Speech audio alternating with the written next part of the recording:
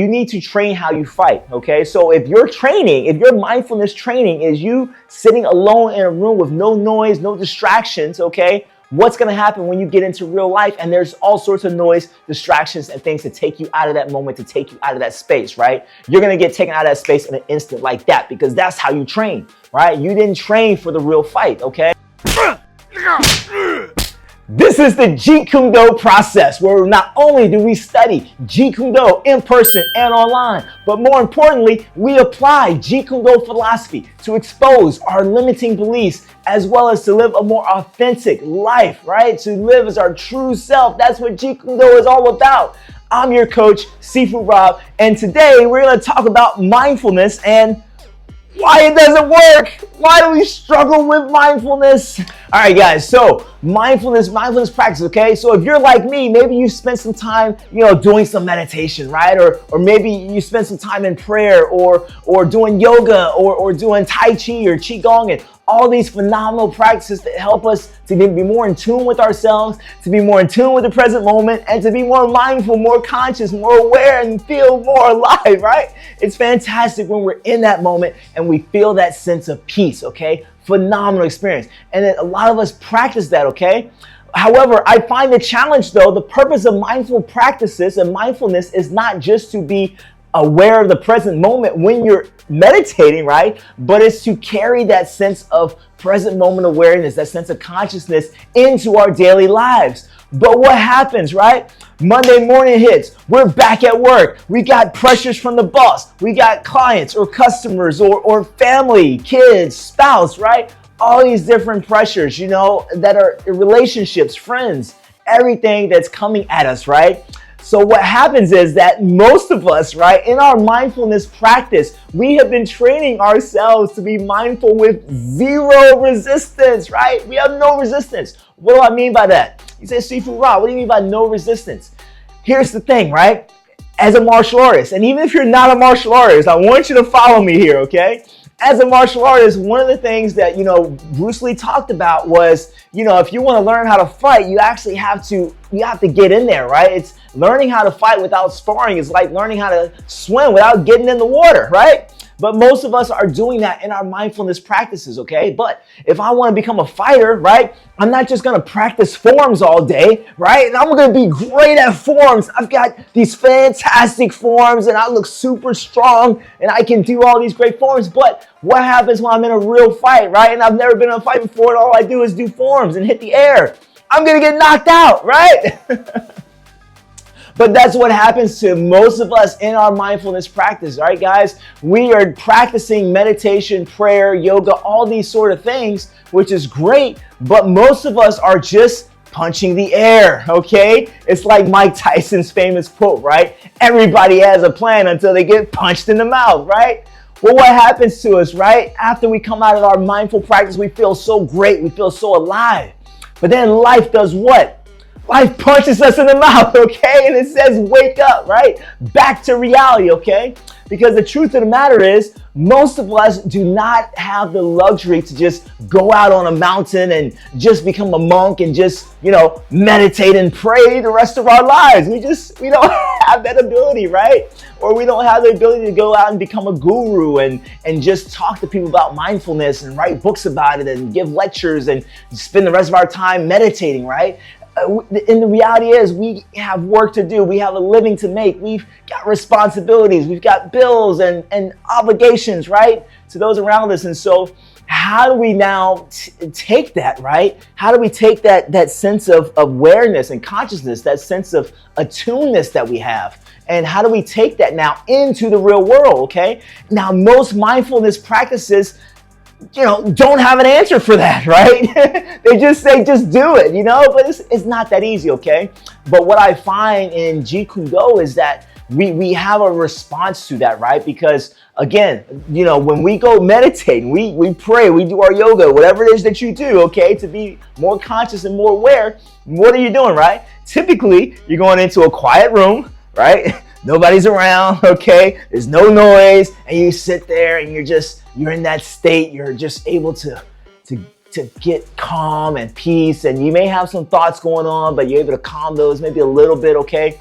but it's an ideal state for mindfulness practice, okay? However, in real life, right, we don't have those quiet Zen moments, right? We have noise and distractions and things all around us. And so, if we practice our mindfulness in environments that are ideal and conducive to mindfulness, it's almost like me, practicing fighting with conditions that opponent's going to let me hit him, right? That's the same thing, because you need to train how you fight, okay? So if your mindfulness training is you sitting alone in a room with no noise, no distractions, okay? What's going to happen when you get into real life and there's all sorts of noise, distractions, and things to take you out of that moment, to take you out of that space, right? You're going to get taken out of that space in an instant like that, because that's how you train, right? You didn't train for the real fight, okay?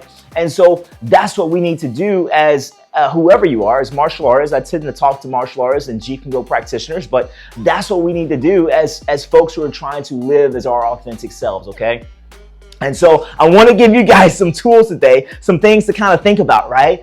As a martial artist, as a Jeet Kune Do practitioner, if you're trying to train how to fight, what are you going to do? You're gonna hit pads, you're gonna hit the bag, you're gonna hit the dummies, right? And you're also gonna work with a partner. You're gonna get some resistance. Now something's trying to hit you back, okay? So there's practices and things you can do in your mindful practices, right? In your meditative practices that will help you to be ready for the real fight, because that's what you should be training for, okay? If you're training to sit at home alone on a mountain or that kind of thing, then keep doing what you're doing, okay? But if you're training for real life, you gotta train for real life, okay? And so what I mean by that, there's specific things you can do. So for example, in your meditative practices, okay, it's fine to kind of meditate in a space where there's no distractions, but try meditating in a place where there are distractions. There's a ton of distractions, okay, right? Because now you're training yourself. You're training yourself to be mindful, to be present when there's distractions. Whether that's noise, whether that's something you see, whether that's something you smell, right? Whatever that distraction happens to be, practice your mindfulness with that distraction, okay?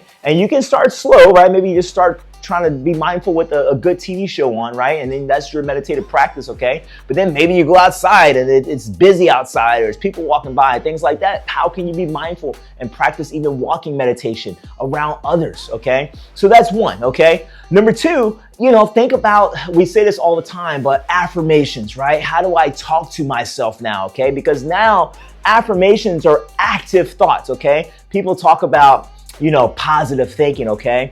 When I say positive thinking, when I talk about being positive in your thinking, I'm talking about being active in your thinking, meaning that you're not just letting your thoughts think whatever they want, right? You're actively controlling and actively putting thoughts in your mind that help you to be more conscious, more tuned, more aligned with who you want to be as a person, right? As a human being. So that's how we fight back, right? That's how we fight back, by taking conscious control over our thoughts, okay? You can't do it all the time, right?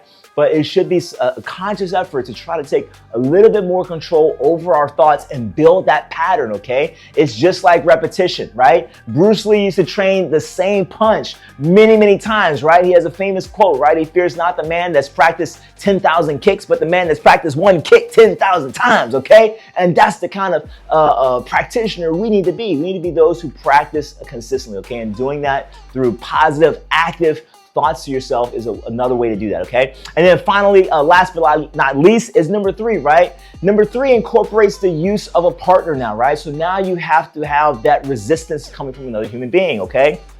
And so one of the things I like to do is essentially role playing, right? Have someone try to distract you, right? Have someone, throw you off your game, okay? Simulate putting yourself in situations that you're gonna find yourself in real life, right? So maybe I have a partner who's gonna, yell at me, spit all sorts of negative things at me, okay? And really try to take me out of the moment, okay? And my job, of course, is to stay in that moment, right? This is nothing that's earth-shattering, guys. We're just taking the same principle, the same things we do in combat, in Jeet Kune Do, in our training, and we're applying it to real world and real life. That's all we're doing, okay? It's no different. It's not rocket science, okay? But the idea is to have a philosophy, have a way of being that can be applied to the real world, because the truth of the matter is, many mindfulness practices are great for the gurus and the monks and the people like that who can do that full time, okay? Most of us can't do that. We have to get into the fight, okay? And so, for those that don't fight, this is great, right? Okay, they're fine. They can do whatever they want to do. They can teach whatever they want to teach, okay? But those of us that are in the fray, that are in the fight, that have to go to work, that have responsibilities, have things to do, okay, we need to train for that, okay? And that's all we're doing is figuring out ways to train for that. So I just wanted to leave that with you guys today. We're going to try to do a little bit more content videos with regards to Jeet Kune Do philosophy, because I find that that's the element that many of our students are lacking, okay? Everybody wants to learn how to punch and kick and, you know, and be a really, you know, masterful martial artist or fighter, okay? But Jeet Kune Do is so much more than that, okay? It's more than kicking and punching, okay? So I hope you're into it for more than just, you know, being able to beat somebody up, okay? Because really, you can go anywhere and learn how to punch or learn how to kick, generally speaking, okay? A lot of guys can teach you how to punch, teach you how to kick, okay? What we're trying to do is go beyond that, right? And teach us ourselves, okay? And that, you know, is very hard to do, okay? But it takes practice, right? We have to learn. It's all about learning who we are and hopefully being able to express that in some form or fashion to the world. So we're going to talk a little bit more about that in the videos and things to come. But in the meantime, if you got value out of this, you know, do me a favor, please like the video, please share it out, and please subscribe, okay? We're trying to grow the channel and trying to introduce this to more and more people. We'll see you in the next video.